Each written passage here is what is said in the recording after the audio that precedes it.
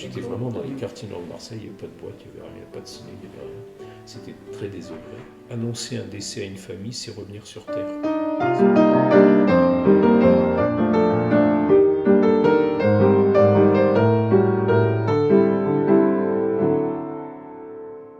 Alors, bonjour à tous, bienvenue dans le podcast Au Microscope, donc du tutorat de la carabine océenne. Donc je me présente, je m'appelle Tiski Boudjou, je suis vice-présidente chargée des projets et en troisième année de médecine à Nancy.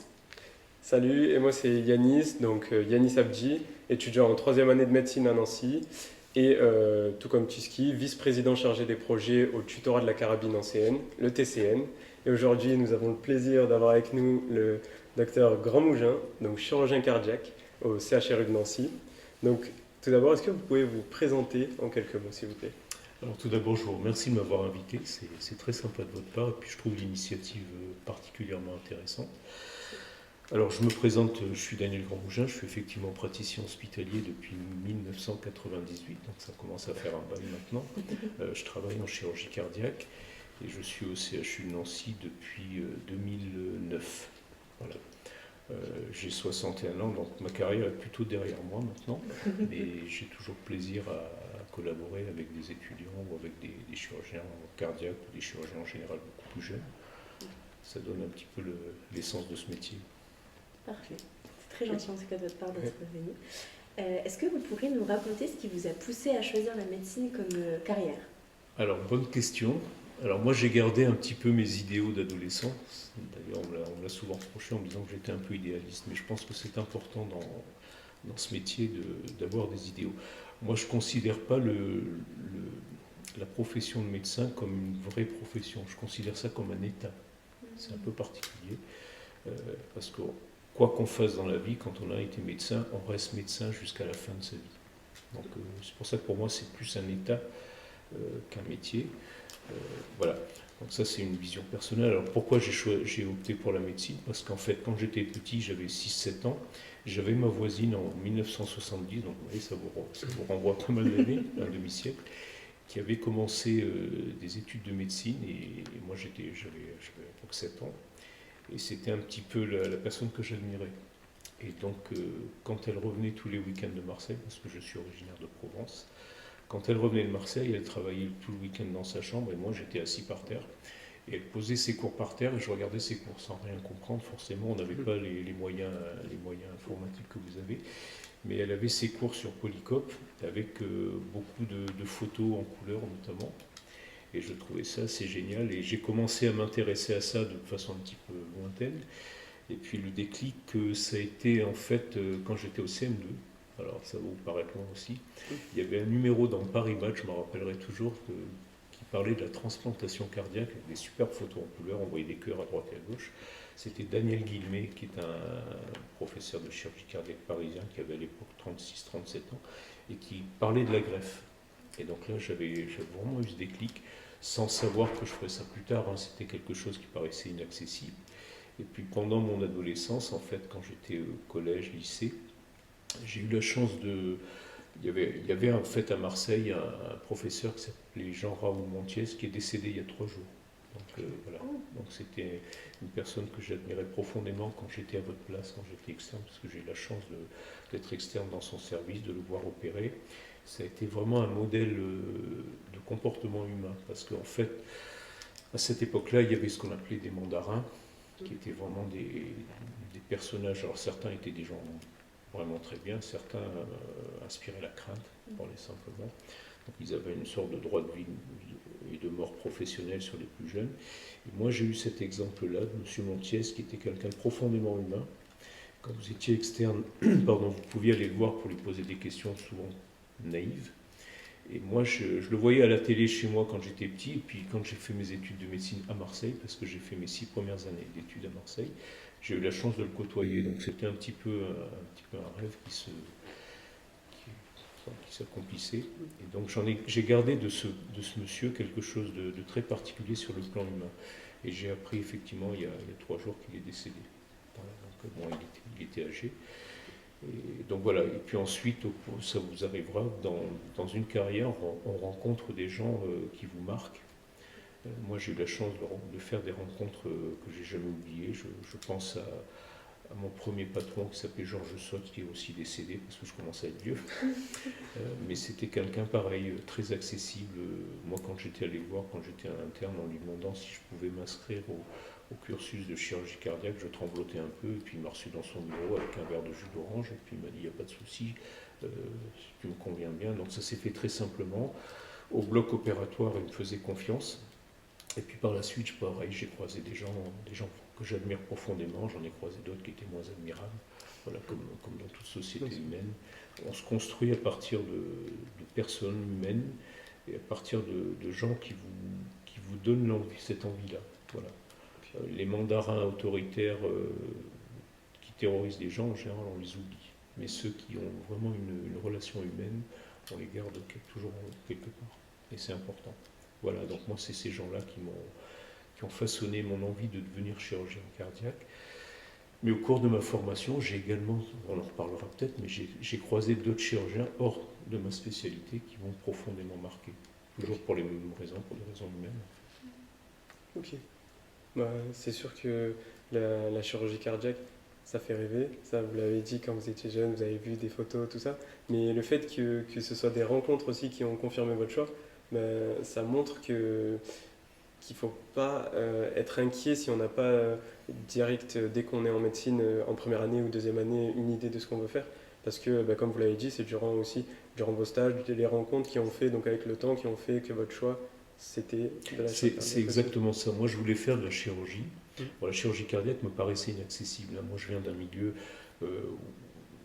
modeste, on va dire, sur le plan scolaire, où chez moi, dans ma famille, personne n'a le bac. C'était même une hérésie presque d'aller jusqu'au bac. Voilà. Donc c'était un peu comme ça. Donc moi, je ne sais pas pour quelle raison j'ai continué l'école, parce que ça me plaisait plus ou moins. Voilà, donc, mais faire de la chirurgie cardiaque, pour moi, c'était inaccessible. Même quand j'étais à votre place, je voulais faire de la chirurgie parce que ça me passionnait. J'ai eu la chance très tôt, en deuxième, troisième année, d'aller au bloc opératoire. Je traînais dans le bloc opératoire. Et puis j'ai trouvé ça fabuleux. Par contre, opérer un cœur me paraissait quelque chose d'inaccessible pour moi et je ne me sentais pas légitime pour ça. Et en fait, j'ai eu la chance dans mes stages d'externe de côtoyer des cardiologues. Donc j'ai quelques cardiologues en tête. Le docteur Ebagosti, qui est maintenant à la retraite, mais qui était au CHU à l'hôpital Nord à Marseille, qui m'a vraiment passionné pour ça, notamment la rythmologie, c'était un rythmologue de très haut niveau.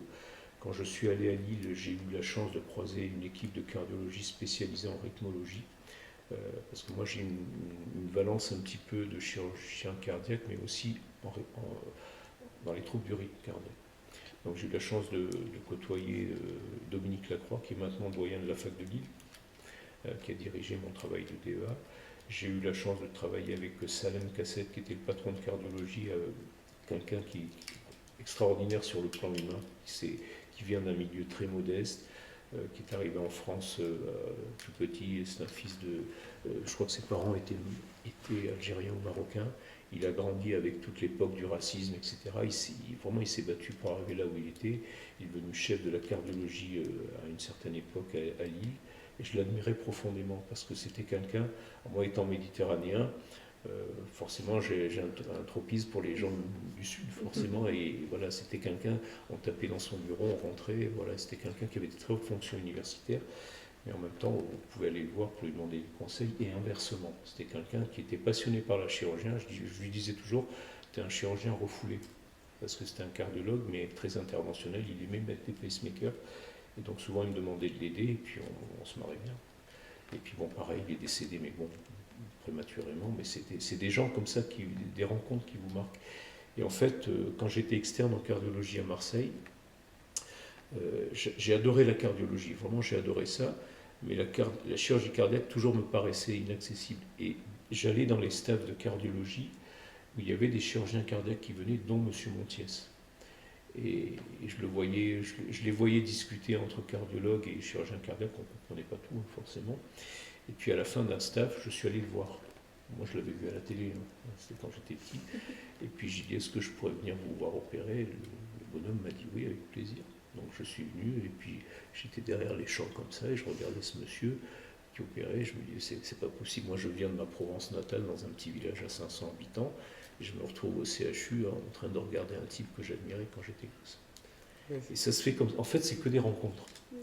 Des fois, on part sur une idée en se disant je veux faire cette spécialité, et puis on fait un stage dans une autre spécialité, on est passionné par... Donc il ne faut pas partir avec des a priori sur je veux faire ça à tout prix. Imprégnez-vous des stages, parce que c'est fondamental, puis vous ferez des rencontres qui vont vous marquer, qui vont vous amener là où vous devez être en fait. Ok. Moi, je voulais revenir avec vous sur votre formation académique. Comment s'est déroulée du coup votre formation académique tout au long, le collège, lycée Alors, collège, école primaire, on va en parler. Collège, ça allait à peu près, sauf en troisième où j'ai eu le malheur de tomber sur une prof de maths qui m'a pris en grippe parce qu'elle a eu 2 ans avant mon frère qui était un peu un voyou. Pas méchant. Marseille, et donc, voilà. Et donc, quand le premier jour, elle m'a dit vous êtes le frère de. Je dis oui. Alors là, j'ai pris cher. Donc je me suis retrouvé en seconde littéraire. Elle a refusé que je passe. À l'époque, il y avait ce qu'on appelait des secondes C, des secondes AB, des secondes. Elle a mis son veto sur le fait que je passe en scientifique.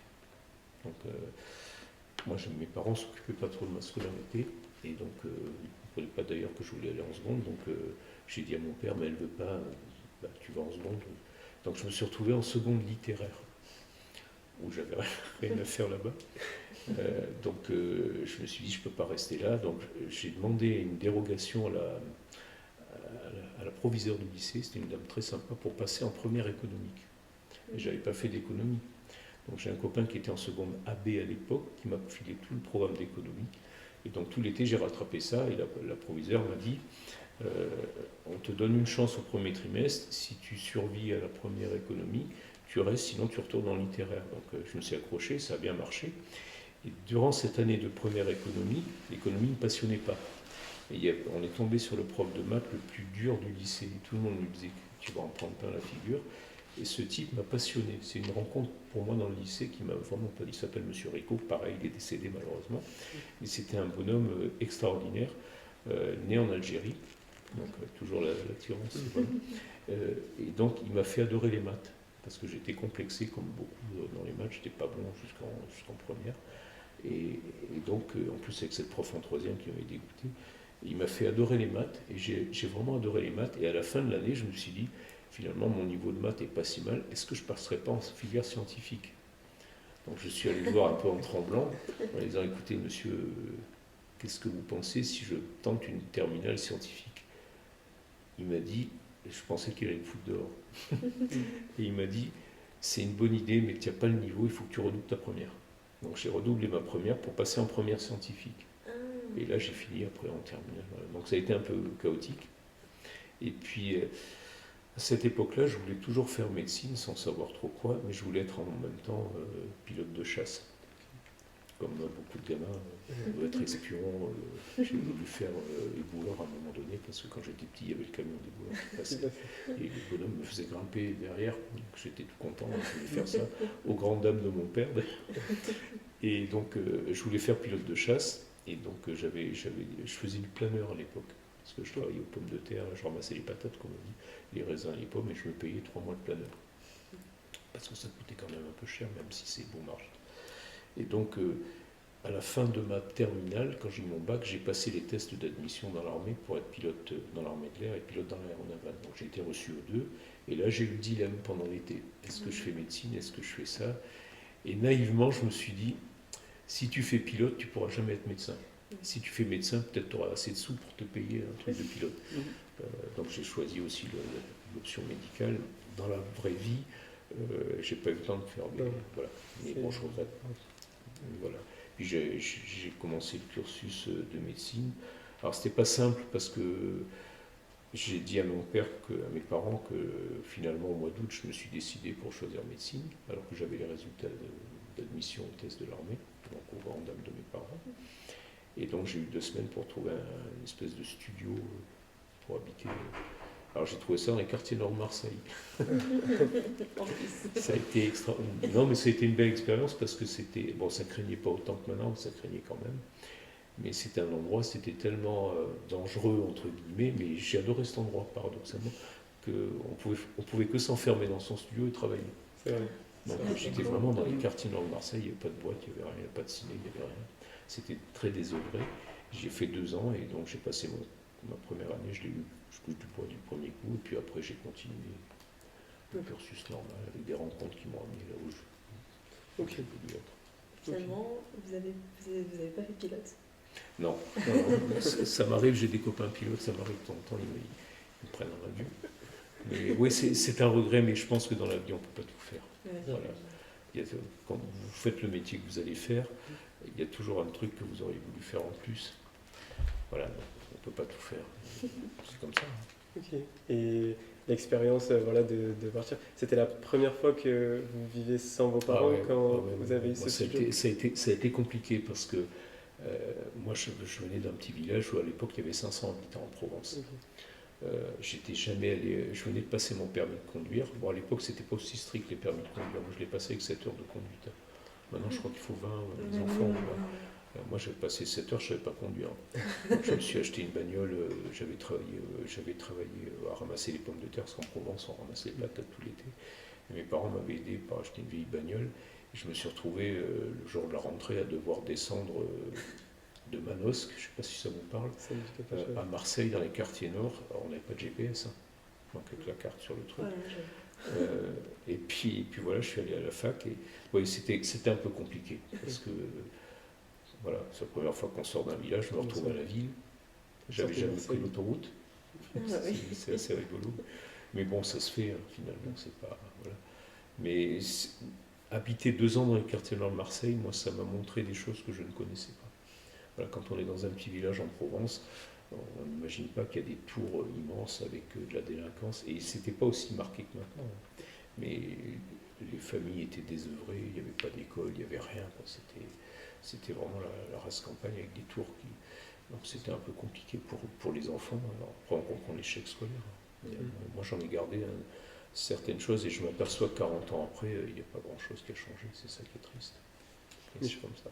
Si je peux juste me permettre, je pense, personnellement, moi, je sais que ça a aussi joué comme ça, en fait, dans mon parcours, mais je pense que ça a dû vous servir aussi de motivation, d'être dans ces logements, de voir ces gens, de voir cette pauvreté, moi, cette difficulté. Ça m'a énormément motivé parce qu'ensuite, beaucoup d'études. En fait, à Marseille, si tu veux, la fac, il y a 2 facs. Il y a la fac de la Timone et la fac de la fac Nord, qui est dans les quartiers nord de Marseille.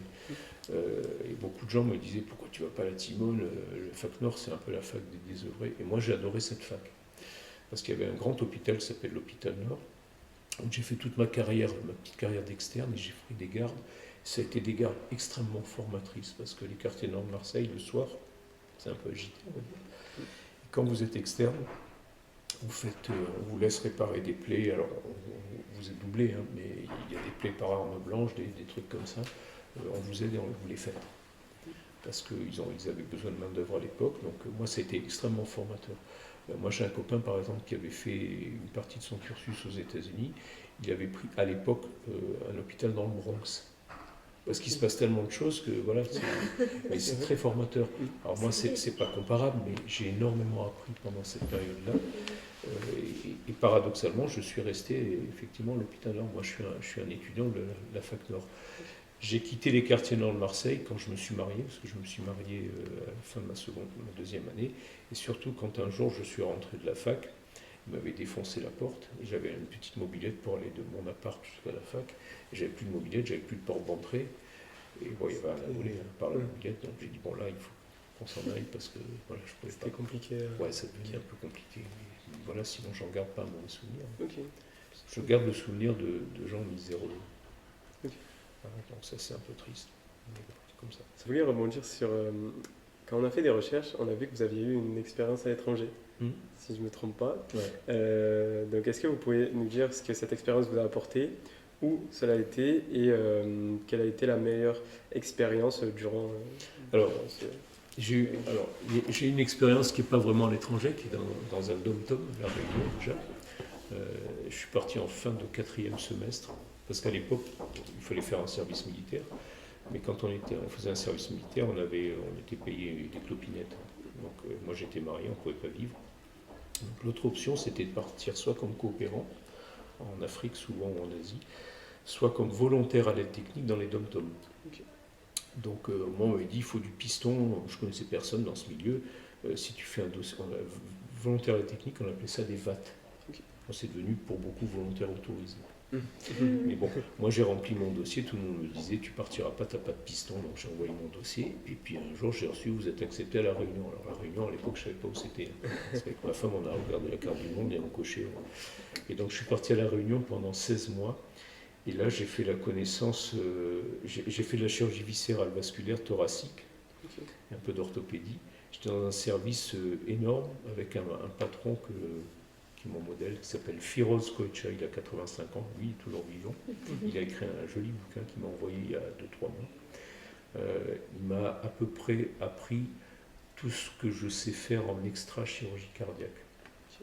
Moi il m'a dit le premier jour, il m'a dit c'est simple, les gens comme toi, les VAT, volontaires à la technique ou au tourisme, vous choisissez, soit vous allez faire du surf, ce que beaucoup faisaient, soit tu travailles beaucoup dans le service et je te formerai. Moi j'ai pris la deuxième option.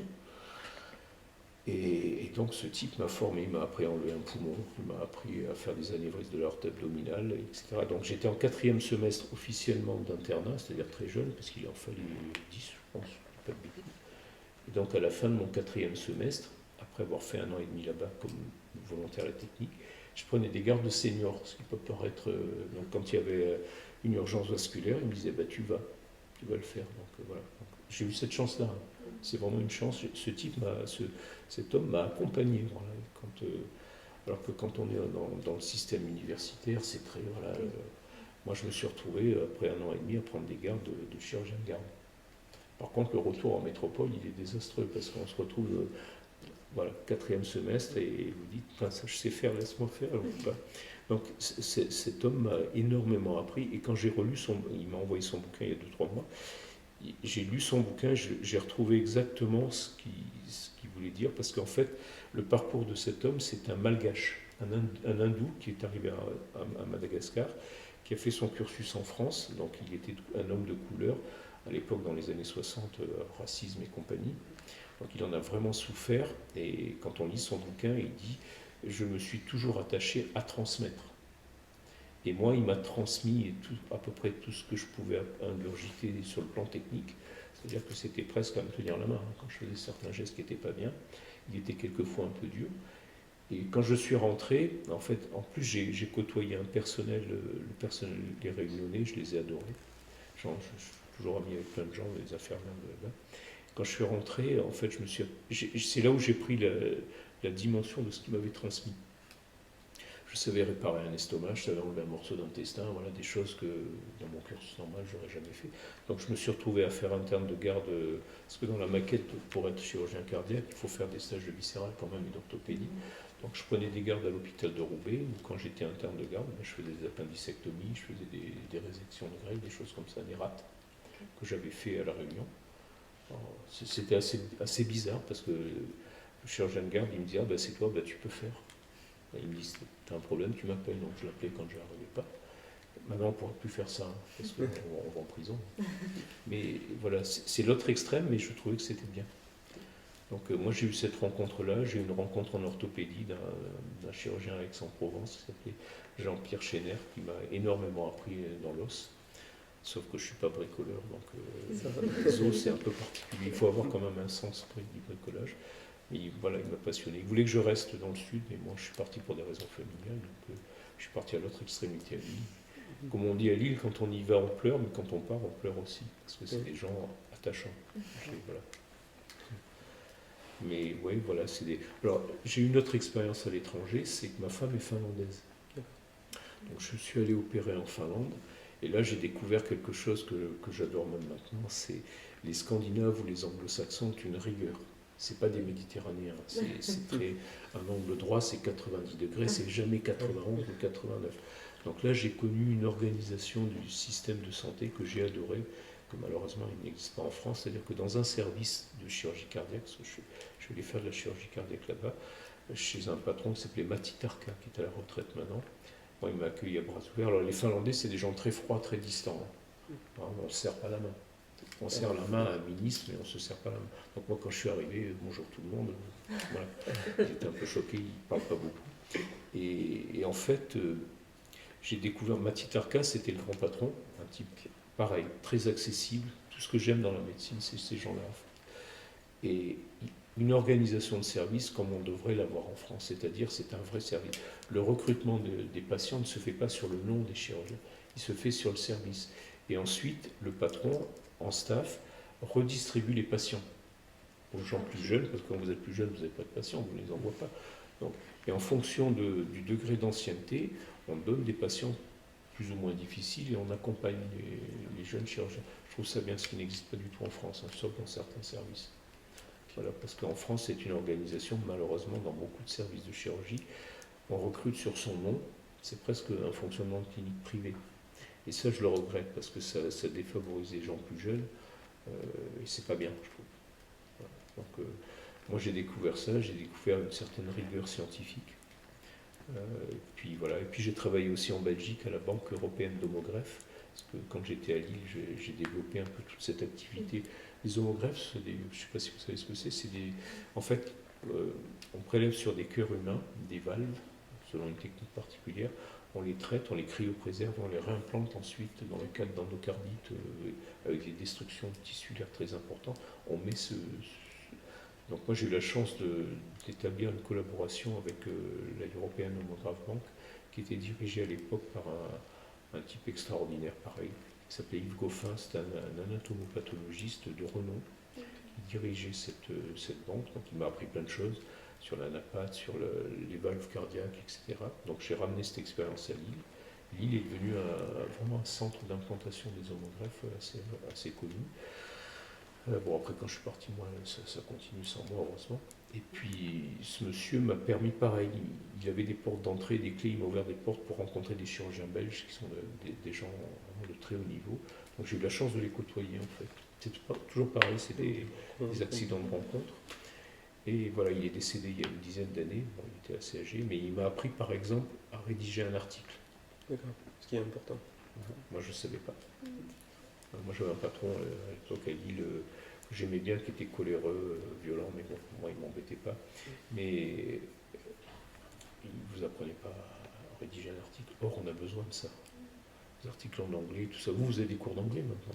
On a de l'anglais, on n'avait rien. Donc, moi, tous les articles que j'ai publiés, je les ai écrits moi-même. Je ne suis jamais passé par des boîtes de traduction. C'est un point d'honneur que je me fais. Ce qui fait que c'est laborieux.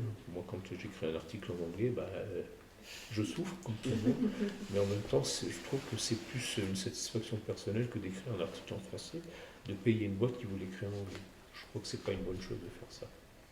Voilà, bon, après, chacun fait comme il veut, mais moi, il m'a appris une certaine rigueur. Et je trouve ça pas mal. Quand on est latin, méditerranéen, on est moins rigoureux. Voilà. Bon, c'est comme ça, on ne va pas se refaire. Mais voilà, c'est toujours bien de rencontrer d'autres cultures dans ce milieu. J'avais juste un point sur la Réunion, ça m'avait pas mal intéressé, parce qu'on a peut-être une idée, je ne sais pas, des dom-toms en particulier. On peut penser que, vu que c'est pas la métropole, c'est peut-être moins bien. Vraiment, je mets des gros guillemets là-dessus. Mais voilà, je voulais savoir un peu, déjà, au niveau de l'hôpital surtout, comment est-ce que c'est, tout simplement? Alors, l'hôpital où j'étais, c'était à Saint-Denis, c'était le CHD Belle-Pierre. Maintenant, c'est un CHU, ils sont devenus CHU. Il y a le même plateau technique que dans un CHU, IRM, scanner, tout ça, les compétences. Moi, j'ai participé, alors c'était il y a longtemps, c'était en 91, il n'y avait pas de chirurgie cardiaque. Il y a un chirurgien cardiaque qui s'appelait Jean-François Delande, qui est arrivé à la Réunion, qui a ouvert un service de chirurgie cardiaque, et moi, étant interne, j'ai en chirurgie cardiaque, il m'a demandé de l'aider. Donc j'ai un peu participé à cette ouverture. Maintenant, ce qu'ils font, c'est du même niveau que... Il n'y a pas de complexe à avoir. L'avantage, c'est qu'il y a un ciel bleu et des palmiers. Voilà, il y a la plage pas loin. Mais honnêtement, le niveau des gens est vraiment... Il n'y a aucune différence. La seule chose qui m'avait surpris, moi, au départ, c'est que le personnel infirmier et infirmière avait l'habitude des VAT qui étaient un peu des touristes. Parce que l'avantage à La Réunion, c'est que tu vas à l'hôpital en Bermuda. Ce qu'on ne peut pas faire ici. À Montpellier, on peut le faire. À Marseille, moi, je le faisais. Mais ici, c'est un peu plus compliqué. Donc, souvent, les infirmières avaient l'habitude des VAT qui venaient juste pour bronzer et faire du surf et qui s'en foutaient. Donc, elles avaient un a priori et elles parlaient en créole entre elles. Et moi, le premier jour, elles ne me connaissaient pas. J'avais dit au patron, M. Koïtche, j'avais dit, écoutez, moi, je suis là pour bosser. je veux bosser, je veux apprendre plein de choses. Et puis elle ne le savait pas, donc elle parlait en créole entre elles. Quand je leur disais un truc, elle me répondait en créole pour me tester. Et donc il y avait notamment une infirmière qui m'avait pris en grippe. Et un jour, je suis allé la voir, on s'est crêpé le chignon, comme on dit, et puis c'est devenu notre meilleur ami. Voilà, 30 ans après, on s'écrit toujours, on se téléphone 2 fois par semaine. Voilà, c'est comme ça. Quand les gens comprennent que vous êtes là et que vous allez bosser, ils vous ouvrent les portes. Moi, quand je suis parti de la Réunion, je chialais comme un gosse. Parce que le patron que j'avais, il voulait que je reste. Moi, je savais faire plein de trucs, et je me suis dit, je vais rentrer en métropole, à Lille, dans les brumes de Lille. Voilà. Et puis je vais retrouver dans le système universitaire où on va me dire tu es en 4e semestre, donc c'est terrible.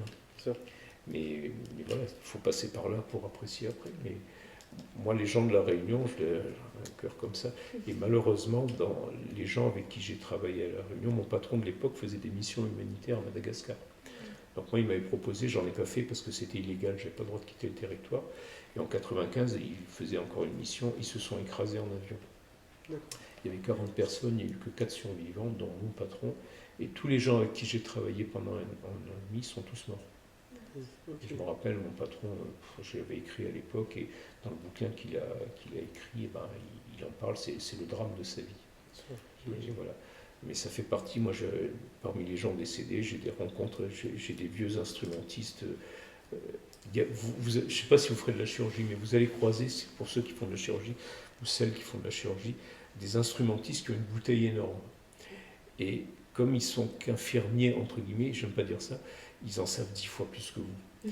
Et certains sont très diplomates, alors vous êtes interne, vous pensez que vous savez faire des trucs, vous les faites un peu n'importe comment, puis vous avez l'instrumentiste qui te dit gentiment, tu devrais faire comme ça, essaye comme ça. Et puis en fait, c'est lui qui a le bon geste. Et moi, j'ai eu la chance de côtoyer des gens, en particulier en orthopédie, parce que j'étais une brêle en orthopédie. Le bricolage, c'est pas mon truc, hein, c'est ma femme qui bricole à la maison. Et donc, ces gens-là me disaient très diplomatiquement, tu devrais essayer comme ça. Et, ouais, là, on a l'impression d'être intelligent.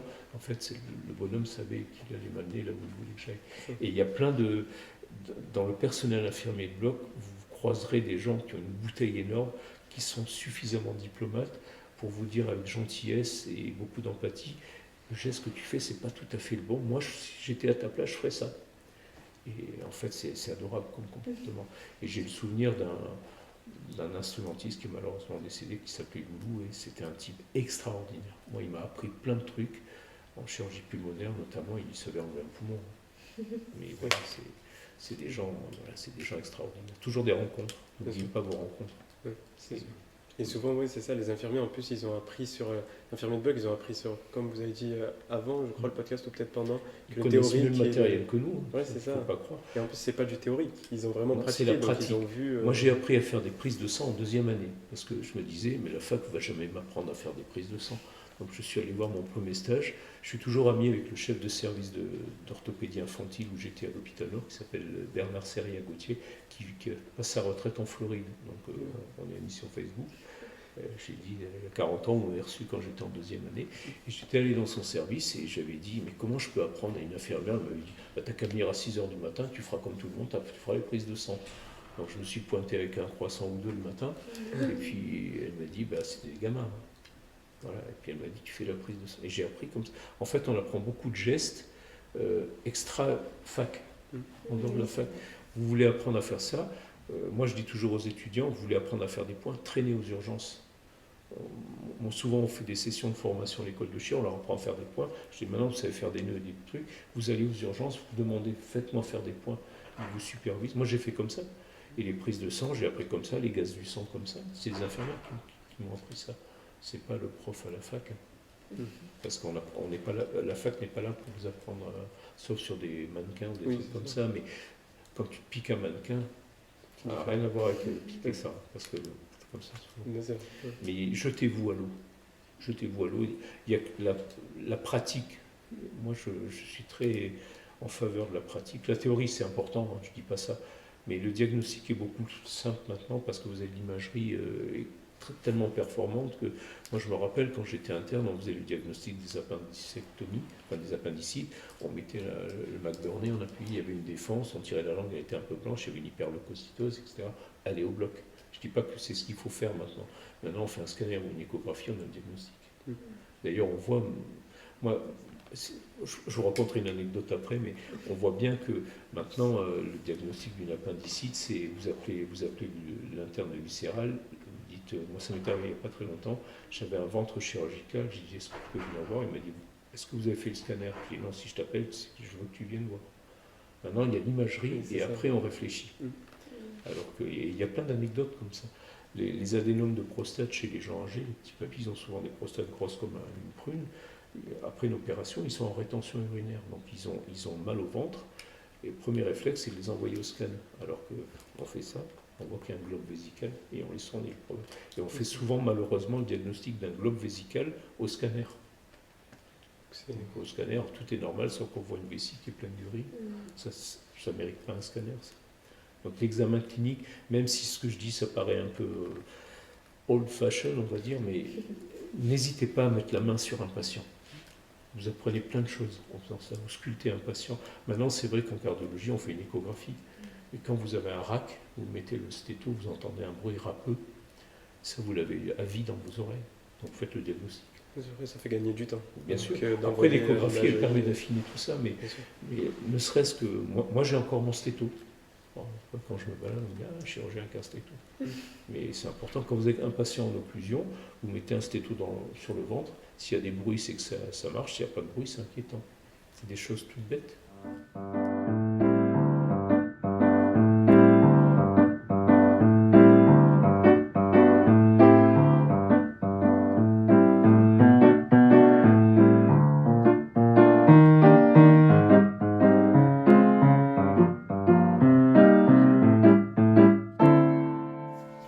On se retrouve du coup pour la partie anecdote, cette fois-ci beaucoup plus concise, du tac au tac, sur des questions un petit peu plus courtes et directes.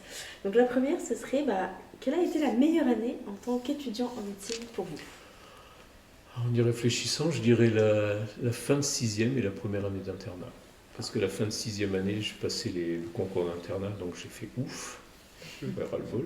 Et je commençais l'internat où je commençais à faire des gestes de chirurgie. Et ça... En fait, il y a un saut entre la fin de l'externat et l'internat. On a l'impression de devenir médecin. Et c'était l'année que j'ai le mieux vécu. J'en avais marre d'être externe. Et quand je suis passé interne, c'était un peu un rêve pour moi. Voilà. Les internes, on les glorifiait quand j'étais petit. Et puis quand tu deviens interne, tu franchis un vrai cap. Donc oui, en termes de souvenirs, c'est celle-là. Okay. Le plus marquant. Et à contrario, la pire année, vous avez peut-être déjà... La pire année, c'est la deuxième année, l'examen de deuxième année, parce que je l'ai passé à Marseille. J'avais 40 de fièvre, j'avais une grippe et j'avais le pied dans le plâtre. Et j'étais malade comme un chien. Donc il y a trois matières que j'ai dû repasser en septembre. Et c'était un vrai cauchemar. Voilà. Passer des examens malades... Ah oui, très compliqué. On n'avait qu'une session en fait. Donc je me suis débrouillé pour choper un syndrome grippal au mois de mai à Marseille. Tu vois, il faut le faire. Donc, voilà, je ne sais pas comment j'ai fait. Quel serait alors pour vous le diagnostic le plus simple? Il n'y a pas de diagnostic le plus simple. En fait, je dirais que ça n'existe pas parce que les diagnostics maintenant ils sont faciles à faire avec l'imagerie, même quand c'est compliqué, on a le résultat. Okay. Diagnostic le plus dur. Alors moi, je remplacerais peut-être le terme diagnostic par situation. Oui, peut-être. Les situations les plus dures, pour moi, c'est quand on doit apprendre un décès à une famille. Ça reste même maintenant avec mon expérience, ça reste quelque chose de pas simple. Mais moi, je prends un point d'honneur à appeler moi-même les familles. Je ne le délègue jamais. Parce que annoncer un décès à une famille, c'est revenir sur Terre. Parce qu'en chirurgie, vous connaîtrez peut-être ça si vous faites de la chirurgie, il y a des phases où on réussit tout ce qu'on fait. Alors on se dit, putain, je suis le meilleur du monde. Puis de temps en temps, paf, on trébuche parce que le patient arrive dans un état catastrophique, parce que l'aorte se rompt, parce que voilà, on a des dissections de l'aorte qui me pètent à la figure, donc on ne sort pas le malade du bloc. Et là, il faut avoir l'humilité de prendre son téléphone et d'appeler les familles. Moi, je délègue jamais. Voilà, alors, c'est pas simple. Hein. Maintenant, c'est plus facile pour moi parce que j'ai du vécu pour appeler une famille. Quand on est jeune chirurgien, qu'on appelle parce qu'on doit annoncer un décès à une famille, c'est pas simple. Mais il faut le faire parce que c'est une façon de revenir sur Terre, d'une part. Et quand on est jeune chirurgien cardiaque, on se demande toujours si on n'aurait pas pu faire mieux parce qu'on manque d'expérience. Donc il y a une période qui n'est pas simple. Voilà. Donc ça, c'est des situations dures. Moi, j'ai vécu une situation dure quand j'étais jeune interne avec mon premier patron que j'adorais. Il avait opéré une petite gamine de 3 ans, je pense, d'un canal artériel, donc quelque chose comme ça. On était le samedi matin dans la chambre, la gamine, je la revois encore, elle était nickel, et puis devant nous, elle s'est effondrée. Et en fait, c'est la suture entre la suture du canal artériel qui a lâché, on l'a reprise en catastrophe au bloc, elle est morte. Et il y avait les parents à l'entrée du bloc, et mon patron m'a dit, tu refermes, et je vais voir la famille. Donc, je peux vous dire que moi, je l'ai vécu. J'ai vécu ce genre de situation quand vous avez les parents en face et vous dites votre petite fille de 3 ans est morte, ça vous remet les pieds sur terre. Moi, j'estime que ça fait partie de mon travail quand j'ai un échec. Alors les échecs, on les a surtout en chirurgie cardiaque en urgence. Si vous avez une plaie par balle, une plaie, voilà, un truc comme ça, on n'arrive pas toujours, ou une dissection qui se rompt, quelquefois on ne les sort pas. Donc là, il faut savoir prendre son téléphone et puis y aller. Expliquer, ça va expliquer aux patients, à la famille, proposer à la famille de les rencontrer. Il ne faut pas fuir en fait. Voilà. Je pense que c'est la partie la moins drôle de ce métier, mais c'est une partie qui vous rend votre humanité. En tout cas, en ce qui me concerne, je délègue jamais. Voilà. Et j'ai vu des collègues dans toute ma carrière qui déléguaient parce que c'est pas simple à annoncer. Et ça fait partie de... Vous serez confronté à ça, même si vous ne faites pas de la chirurgie, vous devrez annoncer dans votre carrière des fois un décès, un échec. C'est pas facile à faire, mais ça fait partie de l'humanité de ce métier. Et je suis désolé de couper, mais en ayant exercé à Marseille, est-ce que vous avez eu un cas vraiment où c'était très très très compliqué, une situation impatiente du coup, qui vous remet en mémoire avec, je sais pas, une plaie par balle, une grave, très grave plaie, quelque chose vraiment qui vous a marqué aussi sur cet aspect-là? Oui, moi, la chirurgie cardiaque, j'ai exercé à Lille, parce qu'à Marseille, c'était mes 6 premières années. À Lille, oui, on a eu des situations compliquées, des plaies par arme blanche, chez des gens en arrêt cardiaque, ça m'est arrivé. On les prend au bloc en catastrophe, on les masse. Le cœur ne redémarre pas, donc on le met sous CEC, on le choque, et au bout d'un moment, à force de le choquer, il repart. Donc oui, c'est des situations. Après, c'est pas les situations les plus compliquées, parce qu'il y a un trou dans le cœur. Un trou dans le cœur, ça se répare, c'est bien. Les situations compliquées, c'est en chirurgie cardiaque réglée, c'est quand on en a eu il n'y a pas très longtemps, une patiente qui avait un faux anévrisme sur l'aorte, qui avait déjà été opérée d'une dissection, qui a fait un faux anévrisme et qui a comprimé, qui a perforé la trachée. Donc là, on s'est retrouvé, on opérait un peu elle va bien, ça fait un mois, elle va même très bien. Voilà, c'est des situations complexes parce que, pas sur la prise en charge, mais sur le geste technique. Parce que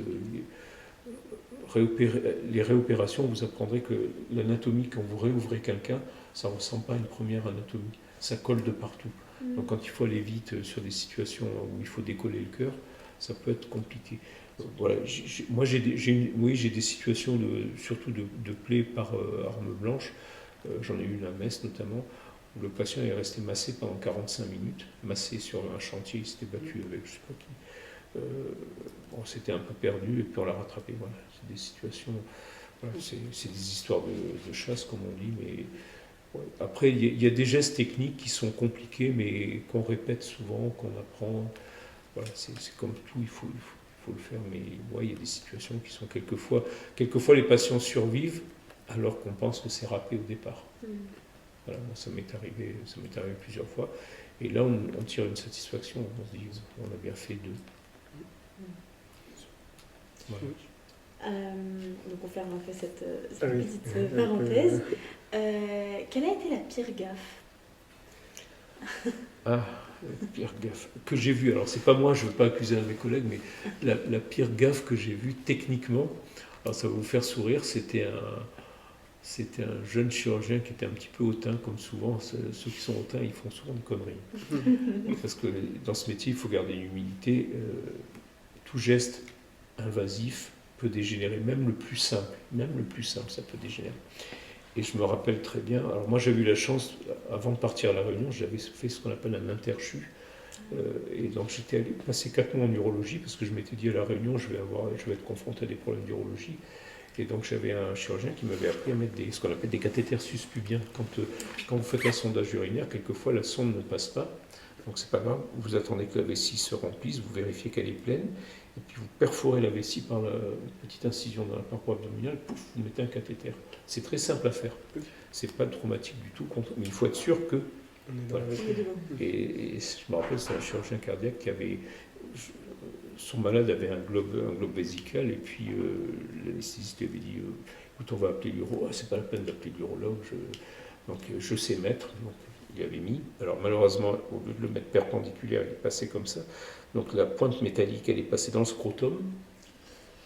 Il a poussé le truc. Alors, voilà, et puis il a poussé le cathéter dans le matelas à eau. Donc en fait, on voyait le cathéter qui rentrait comme ça, après on ne savait pas ce qui se passait, c'est allé dans le matelas à eau. Donc pendant toute l'intervention, le sac à pipi se remplissait. Donc tout le monde était content, sauf qu'à la fin, il y avait 20 litres dedans. Et c'était en fait le matelas à eau sur lequel le patient reposait pendant l'intervention qui se drainait dans le sac à pipi. C'est quoi? Ah oui. Donc là, on a bien rigolé tous. On n'a pas bien rigolé pendant le malade, mais c'était une belle leçon qu'il a appris, un peu d'humilité. Ça fait... Quand vous ne savez pas faire un geste, il ne faut pas hésiter à dire montrez-moi, voilà. Lui, il ne voulait pas. Il n'a pas eu de soucis, le patient Le patient, il a pris cher. Je peux imaginer une pointe métallique, parce qu'un cathéter bien, il y a d'abord un trocar métallique qui passe dans le scrotum. Donc il a dégusté pas mal. Puis quand on lui a enlevé, c'était pas. Et pas d'anesthésie? Oui, il dormait, voilà. Quand on lui a mis ça, mais normalement on fait ça sous anesthésie locale, mais là il était intubé ventilé, c'était juste avant le bloc. Okay. Mais quand il s'est réveillé, il ne comprenait pas qu'on avait opéré d'un problème vasculaire, qu'il se retrouvait avec un scrotum comme ça. C'était difficile à expliquer. Bien sûr. Là, c'est des choses comme ça. Après, il y a des situations plus rigolotes. Mais là, ça a été une bonne leçon pour lui, je pense. Quel est votre talent caché hors médical? En toute modestie, le dessin. J'aime bien dessiner. Et j'aime bien dessiner de l'anatomie chirurgicale. Je comprends mieux que l'anatomie médicale. Mais voilà, ça structure un peu mentalement. Moi, je dessine beaucoup des interventions que je fais, je les dessine souvent. Ça permet de les mémoriser. Puis même quand on veut transmettre, c'est beaucoup plus simple. Ok. Bon, après, il y a les vidéos. Ok, ça marche. Et ça revient un peu sur la pyrgate, mais là c'est la situation la plus gênante que vous ayez vue ou vécue, et slash la pire honte aussi peut-être. Alors, la situation, je dirais la plus gênante, je dirais presque la plus rigolote. J'en ai deux, moi. J'en ai deux qui m'ont marqué. Il nous faut ouais. Alors, une fois, j'étais interne et je devais aider un chirurgien cardiaque qui avait une intervention, je ne sais plus de quel ordre. Et donc, nous, en tant qu'interne, on mettait les champs. Alors, moi, j'avais la chance, comme j'étais vieille interne, de pouvoir ouvrir, mettre le patient en CEC. Mais la malade venait juste d'être intubée. Non, elle n'était pas encore intubée, l'anesthésiste n'était pas encore là. Moi, j'étais arrivé, c'était une malade énorme. Quand je dis énorme, elle devait faire 170 kilos, quelque chose comme ça. Et on avait des tables d'op, en général, c'est 160 kilos, donc ça débordait un peu de partout. Et la dame, elle était très gentille, et puis je la rassurais parce que la pauvre, elle avait été très angoissée. Et puis le chirurgien qui arrivait, que je devais aider, était d'une humeur massacrante. Mais quand je dis massacrante, c'était terrible. Et il rentre dans la salle de bloc, je le revois. La dame, elle me regardait comme ça, et puis je lui tenais la main. Il rentre dans la salle de bloc, il dit « C'est pas possible, je ne vais pas encore me taper une baleine. » Et la dame me regarde, elle me dit « C'est de moi qui parle, le docteur ?» Je dis « Mais non, madame, non. » Et là, je me suis retrouvé vraiment... On ne sait plus quoi faire. Et la deuxième situation, c'est une situation la nuit où je me suis retrouvé avec un chirurgien vasculaire. On avait pareil une grosse dame sur une table de bloc, il y avait un anévrisme de l'artère poplitée, qui était rompu. Donc ça donne des ischémies très sévères. Donc il y avait un abord chirurgical, donc la dame était allongée, le chirurgien était assis, le genou était comme ça, il était juste devant le genou, donc il faisait son pontage. Et moi j'étais de l'autre côté. Et puis on était au bloc des urgences, et donc la dame était anesthésiée. Et je ne sais pas ce qui s'est passé, il a mis un coup de bistouri électrique, probablement sur un nerf, et la jambe de la patiente, il a pris la jambe dans la figure, la jambe s'est relevée, il a pris la figure. il est tombé en arrière et la patiente lui est tombée dessus. Donc il avait, je ne sais pas si tu imagines la situation, un chirurgien sur le dos, habillé en chirurgien avec une patiente sur le dos. Et nous, au lieu de l'aider, on rigolait. Je pouvais pas. Et donc il nous a insultés, ça a été un moment terrible. Je devais opérer un patient du cœur et c'était un patient qui avait une prothèse pénienne. Et donc moi j'étais dans mon bureau et puis l'anesthésiste me dit écoute, on a anesthésié ton patient, il est en érection. Donc en fait c'était marqué dans le dossier qu'il avait une prothèse pénienne, etc. Mais j'ai dit t'es sûr? Il me dit oui, j'ai dit pourtant il a une prothèse. Il me dit non, j'ai appelé l'urologue et l'urologue est en train de lui faire des ponctions des corps caverneux. En fait, il ponctionnait dans la prothèse en silicone. Donc ça faisait un peu désordre. C'est des choses comme quoi il faut bien lire le dossier, bien lire les antécédents. C'est des situations, après on s'est marré parce qu'il n'y a pas eu de choses, mais je revois le pauvre interne d'urologie, il n'y a rien qui vient, et puis c'était du silicone. Donc ça faisait un peu de... Mais des anecdotes comme ça, vous en verrez dans votre carrière, des choses qui paraissent improbables, mais ça arrive. Ça peut arriver en fait. Après les situations honteuses, j'en ai vécu, mais ça c'est purement humain, c'est-à-dire que moi j'ai connu des bons marins qui n'étaient pas très sympas avec les patients ni avec le staff. Donc ils faisaient le tour devant et le staff suivait un peu l'aéropage. Donc puis ils rentraient dans la chambre. Donc moi quand j'étais étudiant petit externe, les externes ils rentraient à la fin. Donc il y avait tout le monde qui passait, ils m'en suivaient comme ça. Et donc le patient posait une question et puis il répondait au patient avec beaucoup de mépris. Et là, moi, quand j'avais cette blouse blanche, j'avais honte d'avoir une blouse blanche. C'est des situations où l'humain, en fait, devrait être la priorité. Et vous avez le grand seigneur qui passe et qui distille sa science avec un mépris sur les patients. Alors, ça se voit plus maintenant, parce qu'on n'a plus ce genre de comportement, mais moi, il y a 40 ans, j'ai vécu ça. Donc, pour le patient, c'est dur. Et puis, pour les externes qui passent à la fin, en fait, il y a le patron qui rentre, le staff qui suit, et puis tout le monde, c'est la chenille. Donc je trouvais pour... Moi, il y a eu des situations comme ça où j'ai eu honte d'appartenir un peu aux blouses blanches, parce que je me disais, le pauvre patient, il a une détresse, il pose une question au chef de service qui lui répond avec un mépris, donc c'est pas sympa. Il ne faut pas faire ça. Ça se fait plus, heureusement. Quelle est votre plus grande fierté? J'en ai plusieurs, moi je dirais. Alors, ma plus grande fierté, moi, ça a été lorsque j'ai réussi à publier mon premier article en langue anglaise. Comme j'écrivais, ça m'a pris un temps fou. Je l'ai publié, donc j'étais très fier parce que, en fait, venant d'un milieu modeste sur le plan scolaire et d'un village de province, je ne me suis jamais senti légitime complètement pour faire ce métier. Donc, quand j'ai eu mes premières publications, j'étais fier quelque part. Il y a d'autres moments de fierté, c'est quand on te sollicite, par exemple, pour aller parler dans un congrès. Tu as fait un travail et puis tu envoies un abstract et puis un jour on te répond c'est accepté, donc vous devez aller présenter. Moi je suis allé présenter par exemple à l'ISMIC, c'était une société de chirurgie mini-invasive, donc j'étais à Londres, je suis allé présenter. C'est un peu stress, mais voilà, c'est une fierté. D'autres fiertés, ça a été, je crois que mes plus grandes fiertés, moi, ça a été d'imaginer, j'ai deux techniques que j'ai imaginées, validées et qui fonctionnent, deux techniques chirurgicales que j'ai mises au point, entre guillemets, et notamment une sur les chirurgies valvulaires, et un jour j'ai reçu un tiré à part d'une équipe anglaise de Leicester qui a repris ma technique en disant, ils ont fait plus de malades que moi avec ma technique, en disant cette technique a été, entre guillemets, inventée, parce que nous on l'a reprise et ça fonctionne très bien, donc c'est une forme de reconnaissance en fait. Voilà, ça c'est des choses. Et puis oui, j'ai d'autres moments de fierté, c'est les publications ou alors quand on te sollicite pour écrire dans un livre, parce qu'un livre ça reste. Et puis quand j'étais jeune chirurgien, j'ai eu mon premier patron, Georges Sos, qui m'a présenté. Alors ça ne va pas vous parler, un chirurgien mondialement connu qui s'appelle Donald de Ross. Il m'a présenté, alors voilà, moi c'est des gens que je n'aurais jamais imaginé approcher. Puis je me suis retrouvé à déjeuner avec lui. Donc on se sent tout petit. Lui était petit en taille, mais grand en renommée. Puis voilà, et tu as ton patron qui te présente et tu te retrouves à discuter avec un type qui est mondialement connu, que jamais tu aurais pu imaginer approcher. Voilà, et puis un jour, c'est pareil, quand je me suis intéressé en France, j'ai essayé de développer ce qu'on appelle les techniques de chirurgie coronarienne à cœur battant sans CEC. Donc j'ai reçu des gens en formation, des étrangers qui venaient dans le service où j'étais, et puis la boîte qui développait le matériel m'a proposé d'être un des 2 formateurs au niveau européen. Donc ça a été une forme de fierté personnelle entre guillemets, mais bon, c'est pas la réalité, hein, c'est juste que c'est une forme de reconnaissance.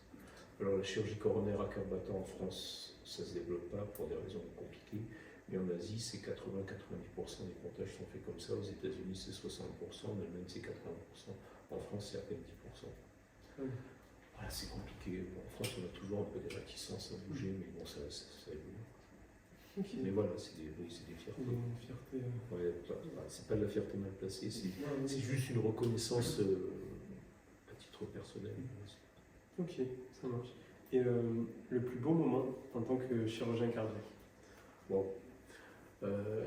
Je dirais que ça a été peut-être quand j'ai passé ma thèse de médecine, parce que là c'était vraiment à l'époque quand on passait sa thèse, on n'était pas docteur junior comme maintenant. Donc à l'époque on passait sa thèse, on opérait.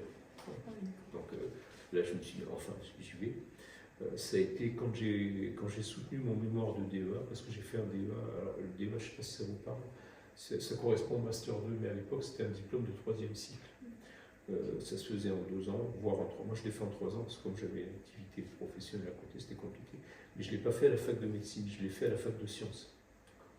Donc, je me suis retrouvé avec des scientifiques de matière dure, donc j'ai pris cher, parce qu'il a fallu le rattraper. Et j'ai soutenu mon mémoire de DEA avec Dominique Lacroix, qui est un rythmologue.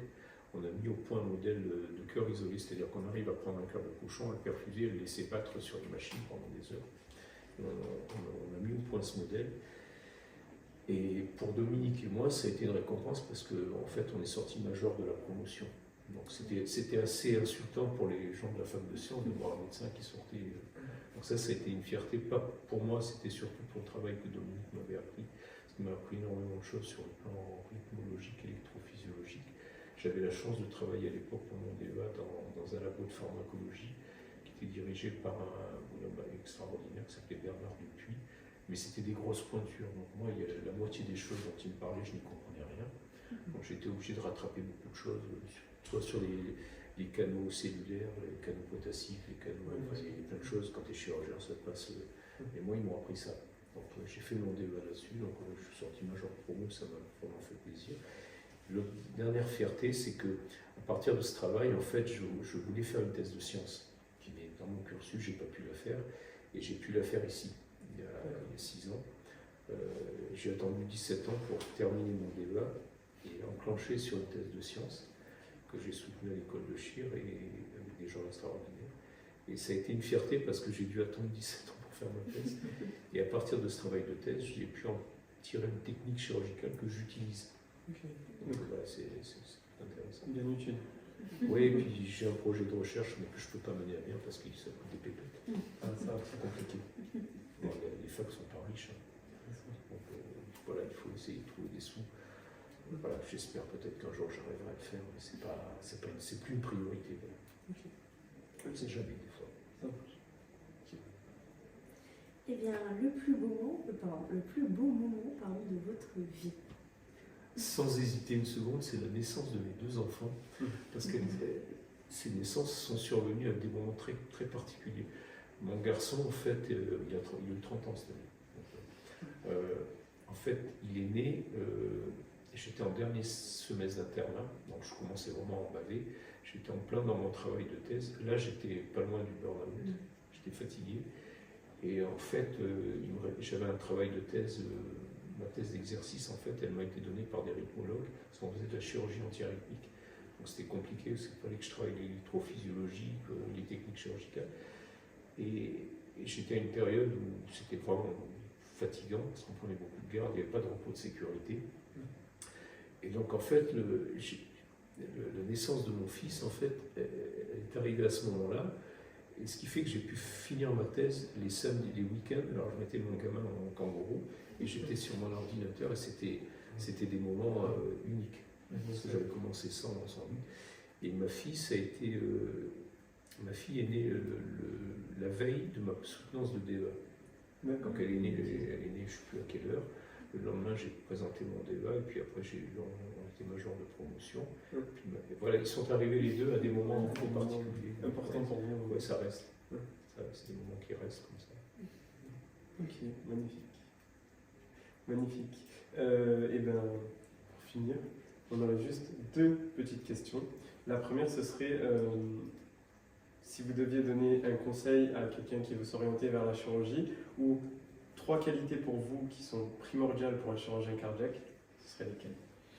3 qualités, je dirais pas que pour un chirurgien cardiaque, je dirais pour un médecin, parce que je crois qu'il faut savoir se mettre à la place du patient, dans son ressenti quand il est hospitalisé ou quand il est malade.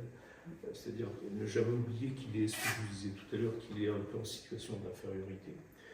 Donc savoir imaginer ce que le patient peut ressentir, avoir de l'empathie pour le patient, c'est important, lui fournir des explications claires et compréhensibles, parce que vous allez être confronté à ça.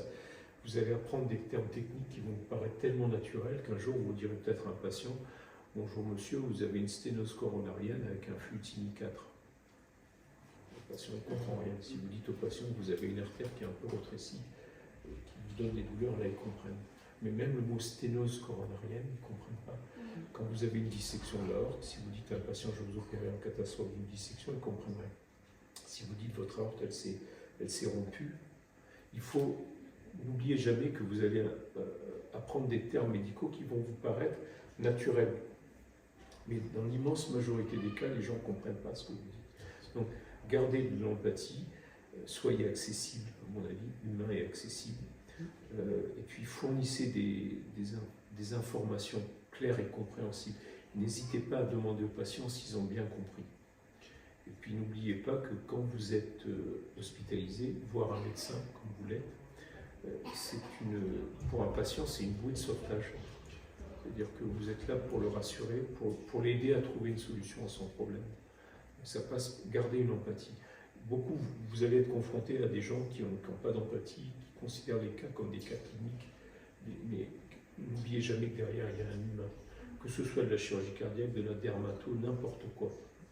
Gardez toujours le fait que vous avez un humain derrière. Alors en chirurgie cardiaque, l'humain nous confie sa vie. Mais quand vous êtes réanimateur, il vous confie sa vie. Quand vous êtes anesthésiste, quand vous êtes cardiologue pareil, pneumologue pareil. Donc gardez ne cassez pas la barrière humaine, relation humaine, parce que vous êtes des techniciens de la santé. C'est un mix. C'est pour ça qu'on dit toujours que la médecine, c'est à la fois une science et un art. C'est une science parce que forcément il y a quelque chose de scientifique, mais c'est un art parce que la médecine se distille avec de l'empathie, avec une relation humaine qu'il ne faut pas oublier. Donc, je ne sais pas si c'est 3 ou 4 qualités. Non, mais c'était très très complet et de super. C'est important. Moi, j'aimerais juste vous poser peut-être une dernière petite question là-dessus, sur la transmission. Si vous aviez un conseil à vous dire à vous-même, 20 ans ou 30 ans plus tôt, quand vous étiez étudiant, plus jeune, quel serait-il? Compliqué ça, un conseil que je me donnerais.